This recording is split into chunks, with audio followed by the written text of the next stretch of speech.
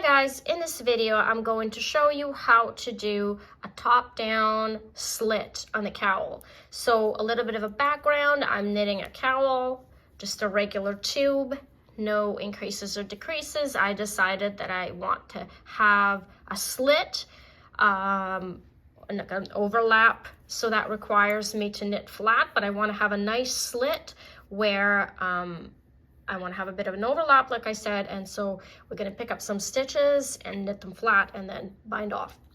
So in the pattern, I have established knit 2, purl 2, rib. I knit 1 row, worked 1 row of knit 2, purl 2, rib, and then I knitted 2 stitches past my beginning of the round marker, and now I'm going to pick up those stitches to form a slit. So you're going to need a crochet hook to pick up the stitches. That's for me the easiest method, but you can use any other method you want that you find more comfortable. So anyways, let's get started. So I'm going to bring my yarn forward in order to purl. So I'm going to pick up a purl stitch, and I'm going to put the new stitch on my right hand needle and leave the original stitch on the left hand needle. So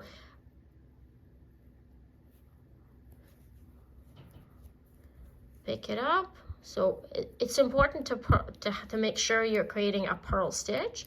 So this stitch goes on here and the original stitch stays here.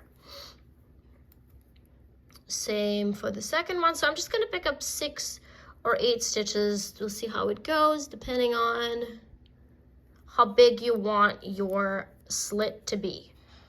I don't really like slits that are too small or too large, but just a nice slit. Okay, so I picked up 2 purl stitches, and now I'm going to pick up a knit stitch. So you pick up that little yarn here in the middle, and then you knit into this with your crochet hook. So knit and put that stitch on the original one. So that's a knit stitch. So you can tell I picked up 2 purl stitches and then a knit stitch. And then next one is also a knit stitch. So it just takes a bit of fiddling around to pry it out of there. Okay, so knit stitch. Somehow the knit stitch is a little bit more fiddly to pick up, but it's not difficult. So, okay, so I've picked up 4 stitches, then I'm going to pick up, oh, no, that's a knit. So you gotta make sure you're picking up and purling in order to maintain, because that's your right side of fabric, so you want to make sure it's correct stitches. So purl,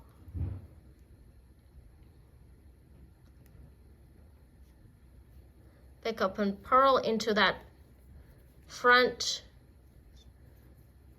side, and then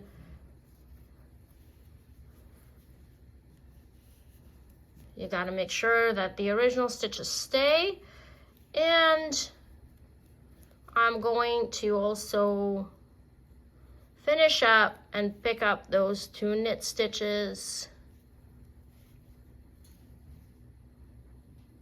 1 and the last one.